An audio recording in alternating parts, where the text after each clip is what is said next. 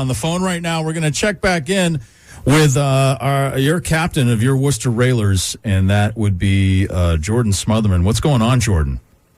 Not too much. I am just starting my journey into Worcester to get to practice from beautiful, safe Brighton, Massachusetts. Oh, yeah, beautiful, safe Brighton. I remember saying that all the time. Yeah. Oh, yeah. Yeah, so, I want to start off by saying, like, last time we talked, the Railers had, like, you had mentioned something like 55 different people come through the organization, and that's because you were losing guys who had to step out because of COVID. And then you ended up being one of those guys, right? So how are you feeling these days?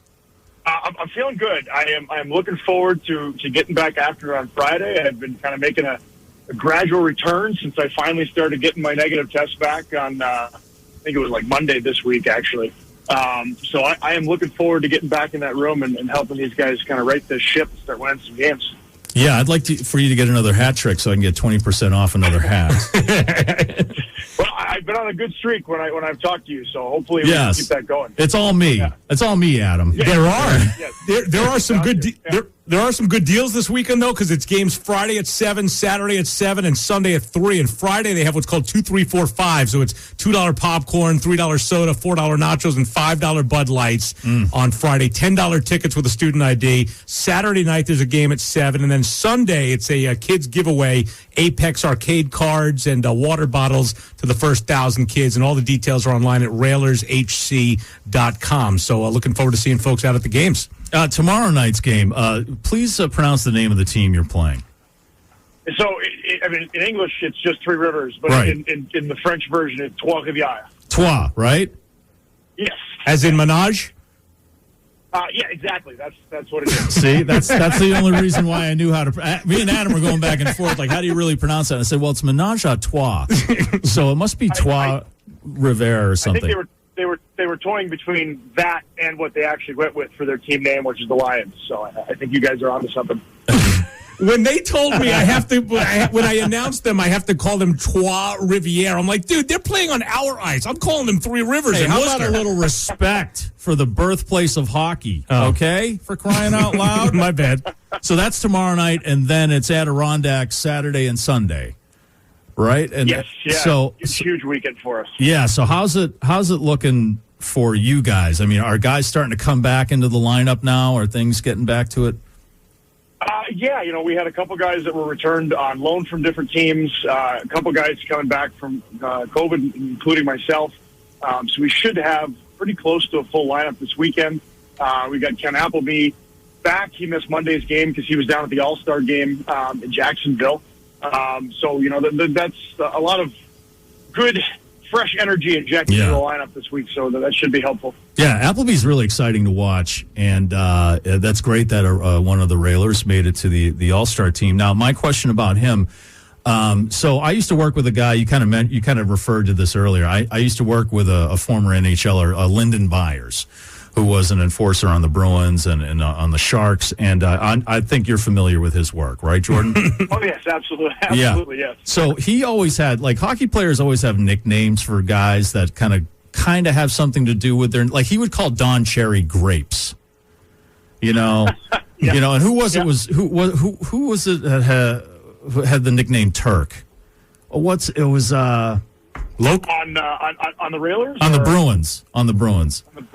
Oh, that was the guy who used to call the games with Cusick back in the day. Someone's gonna let me know. I don't know. I miss Turcotte though on the Railers roster. I mean, that guy could throw. But so is there a nickname for Appleby? Like, do you call him like Riblets or something like that?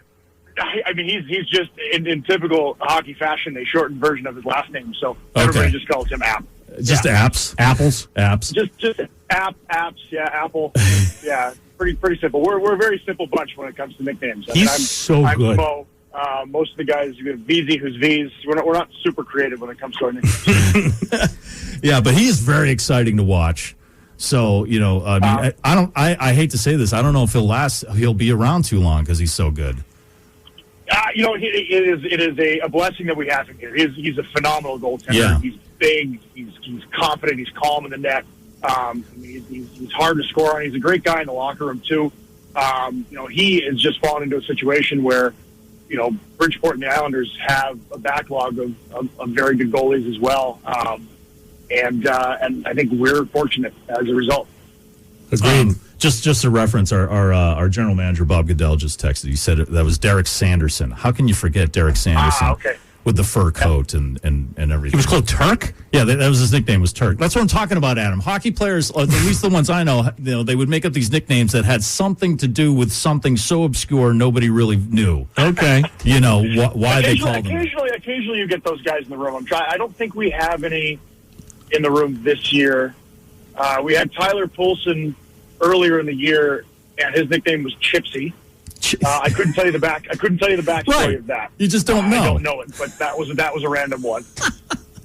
What did Yannick Turcotte have a nickname when he was on the team? Killer. Yeah, right. Yeah. He was just Turks. He was just Turks. He was interesting to play against. That's for sure. Oh yeah. I know over the last couple of years he's made some strides in his actual hockey game, which was nice to see. But his first couple of years, it was just kind of let him run around and do his thing. Well, he was great at going over to the opposing team's bench and just challenging all of them all at once to a fight. Yep. He was excellent. I believe he's in South Carolina, and I think we've got a game coming up against them at some point in February. So he'll be back in the building at some point. Oh, I didn't know that. God. That's incredible. He would have been a perfect fit for the Danbury Trashers. Yes, absolutely. He would have fit into that group, I'm sure. A natural trasher. So we're talking to Jordan Smotherman. He's the captain for your Worcester Railers. And Jordan, do you have any thoughts on Willie O'Ree finally getting his number raised to the rafters over at the Garden there? That happened a couple days ago. I thought it was a phenomenal ceremony. I unfortunately had a chance to go to the game, and then the group I was going to go with didn't have an extra ticket for me, so I had to miss out on it. But who disses the a captain? great moment for the NHL and a great moment for the Bruins. Yeah, it really is a great moment. I think Bobby Orr said to something, I'm paraphrasing here, it's like now you're up there with the rest of us forever, and it's an honor to have you by my side, for the rest of history there, which I thought was an amazing thing for Bobby Orr to say. Oh, yeah, that's an amazing sentiment for sure. And Smotherman, the fun fact that came out that Shu and I didn't realize, we talked about it yesterday morning, was that he was blind in one eye. I know. And played in the National Hockey League blind in one eye. That's insane. Yeah, I mean, I think so. He would be the second guy I know of that has done that, because it was Brian Berard, who is somewhat of a local guy, did that as well. Well, he got injured in a game and became blind, and then yes, his career didn't last much longer after that. Yeah, but right. Well, we had Barry Almeida here in Worcester, who played for the Railers, who couldn't see out of one eye as well. I didn't know that. Wow. Yes. Yeah, see, I didn't. An accident at some point earlier in his career as well, and he played that way. I believe that's the story. I might miss this. Didn't know he was the captain before you.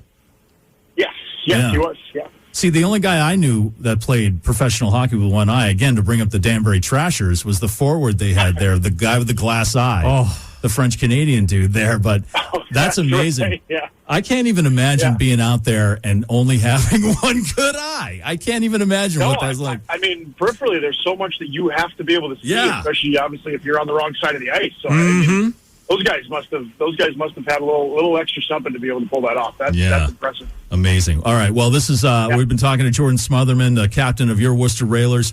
3-for-3 weekend tomorrow night, Saturday, and Sunday. You can get all the details on the games, how to get your tickets, check out videos, everything at railershc.com. And Jordan, we'll see you over at the DCU Center this weekend. Thanks a lot, man.